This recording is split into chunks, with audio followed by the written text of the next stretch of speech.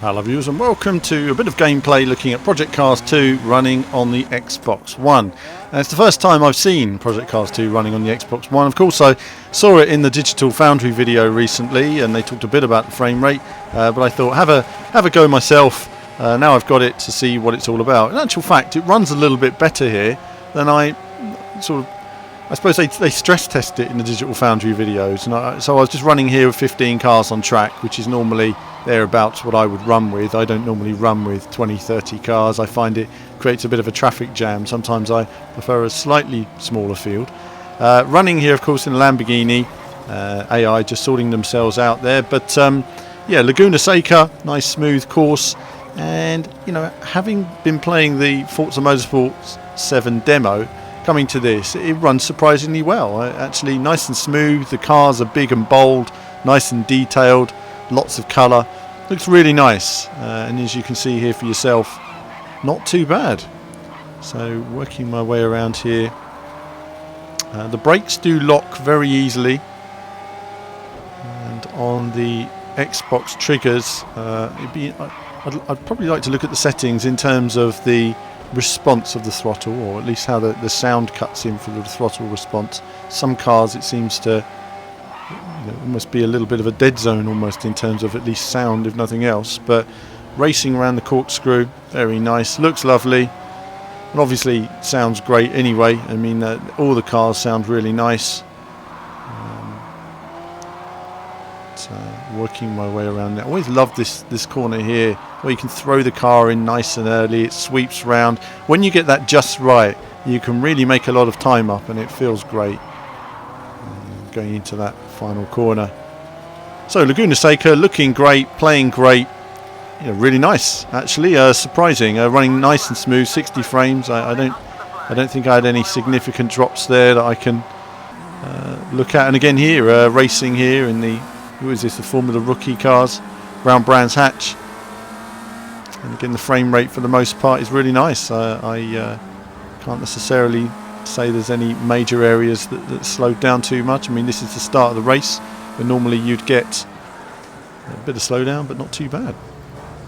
Racing around here, the assists are off in these particular, or set to authentic. I think they're off in this particular car because it's set to authentic here. Coming up here for an overtake, this is a bit of an odd one for me. I don't know why the car just went off there. It just seemed to lose rear grip, but never mind. Perhaps I had cold tyres. And going up towards the end of the lap, and now I'm sort of hard on it, being more progressive on the throttle. You've got to get used to the handling of the various different cars when you're jumping from car to car, course to course.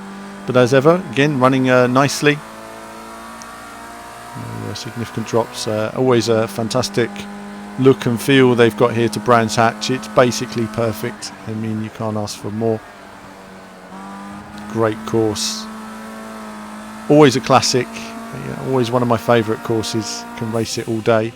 Karts was something we discussed in the impressions video. Now I played it on a pad a while ago and was getting on okay, but here I was really struggling. And I mentioned in the impressions video that I played it with a wheel recently, and it was kind of all over the place, oversteering in the corners, and I was kind of having the same problems here with the controller that I was having with the wheel as it happens. It was just oversteering too much, and maybe it should steer a bit slower and be a bit heavier into the corners. But either way, it was. I just wasn't able to get a feel for it that felt sort of natural for me. But I had a tour of the course. It's nice to see more kart sort of courses featured in the game this time. Quite a few in there. It's a nice little addition to grow that, and I'm sure that will be developed more in the campaign mode. And again, visually very nice. I mean, you can see here all running nice and smoothly. So with no weather taking place, it's running really well actually on the Xbox. There's some screen tearing, you'll have noticed that. You see some screen tearing on Long Beach in particular. Into the Renault 3.5, I was racing around with assists off here, or set to authentic I think again. And this is one of the first cars, I think, along with the kart, I found this car very hard to drive with the controller with assists unauthentic. I was just tippy-toeing round. And I come to another corner again, one of my I mentioned there was that corner at Alton Park in the impressions video, I come to another similar corner like this at Sugo. If you don't know Sugo, it's a great racetrack, by the way, a great addition to the game. There'll be lots of awesome racing around here. It's such a nice flowing circuit, but just again one of those corners where the car just spins out, and I didn't really feel like there was much I could do to stop that, and understanding what went wrong. I then turned assists on because I thought, hey, let's get some traction control. I wasn't really feeling like I could drive it in quite the way I would like, and it's still a handful. So my recommendation with this car would be assist on with a controller in particular, because it is a handful to drive, and it will take a lot of practice to actually maximise this car and really get yourself into those apexes and get on top of it. But it feels so racy inside. I really like the whole racy feel to it. It's very intense, the engine note, everything else, really nice. Of course, one of the things they highlighted on Digital Foundry, of course, was the weather. Weather does slow the frame rate down considerably.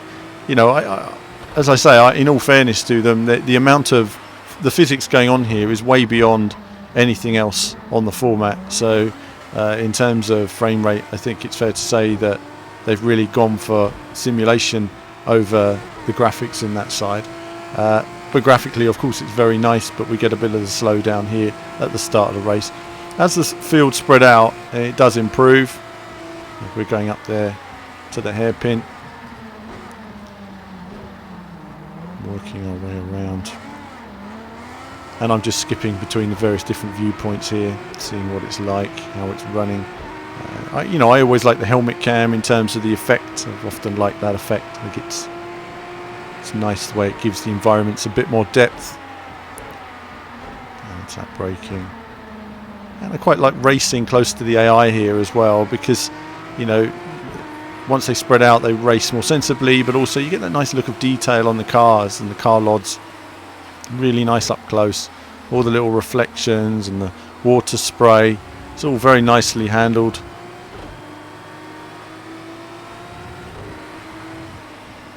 Close in a bit there. Just AI just surprising me slightly there under braking.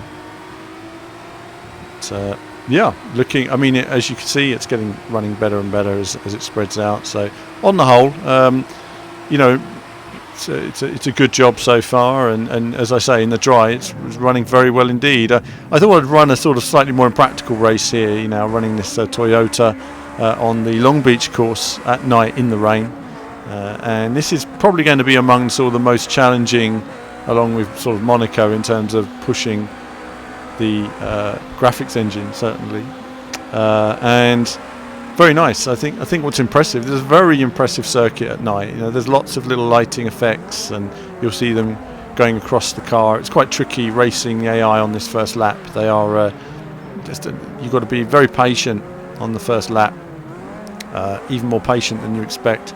Occasionally they might stop a little bit unpredictably as they sort themselves out, but then after that it's game on with the race.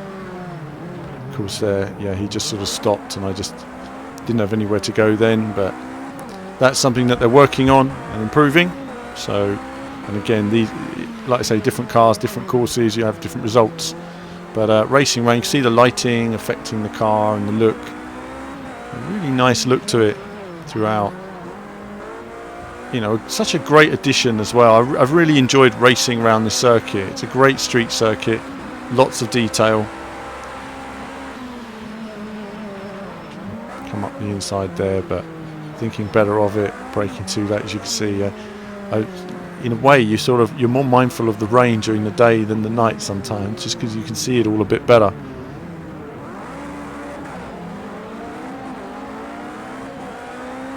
Coming up again now for another lap.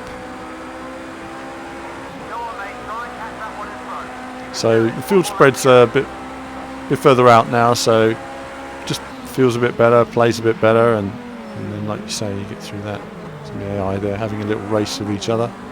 Brilliant overtake, nice one. Well, a bit of bump and grind racing, but closing up here on this guy.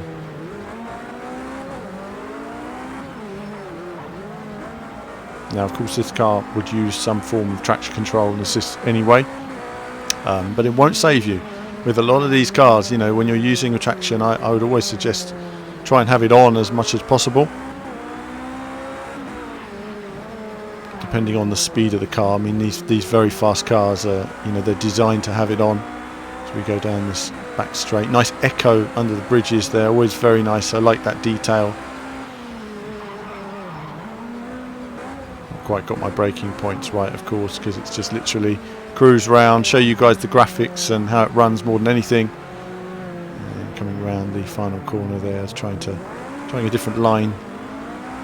Didn't work for me that time. And we'll take a quick look at the replay as well. Of course, like the PlayStation version we saw last week, the PlayStation version ran at 30 frames per second in the replays, and it's the same here with the Xbox One version as well. And of course, the Xbox One version will be upgraded to the Xbox One X mode when the system is released in November. So we're going to come back to this for sure and have a look at the sort of performance we're going to get. We're expecting something that's much improved in terms of how it looks, but certainly the best in class on console, better than the PlayStation Pro, a lot more detail and optimization there, good frame rates, and just generally looking much more like a high-spec PC version. So there's be very interesting to see how it looks, and then you'll get a more direct comparison with Forza Motorsport. I think that'll be interesting to see which one sort of looks and plays the best. It's going to be a much more level playing field in terms of maximizing that performance. But as ever, really nice camera replays, gives it that proper TV style, which will be great for the esports as well. Fantastic for the esport racing. Look at that, all the way down the straight. I love the way we've got these nice long cameras now. For so many years we didn't have those. You used to have a camera that hovered over the car, and just so they could load the scenery sort of either end and keep out some detail, keep the frame rate up. You can see me trying to work my way around the outside, being a bit cheeky, just because you get that occasional bottleneck on the inside. And working my way through the field.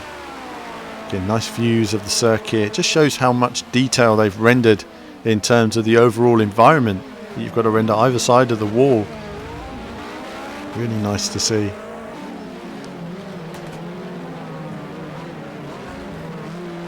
And of course, 30 frames per second replays, enables them to have more detail in the replays. So there's certainly a lot to take in there. And like you say, it's as ever, I think replays, photo modes are all a great addition to the game. But that's been it for a look at the Xbox One version. I hope you've enjoyed that. Do let me know if there's any cars or tracks or examples you'd like to see. Obviously I'm playing it here with a controller. At some point I will try it with a wheel as well, hopefully. But that's it from me for now. I'm going to be working on some more content, and there'll be more from me very soon.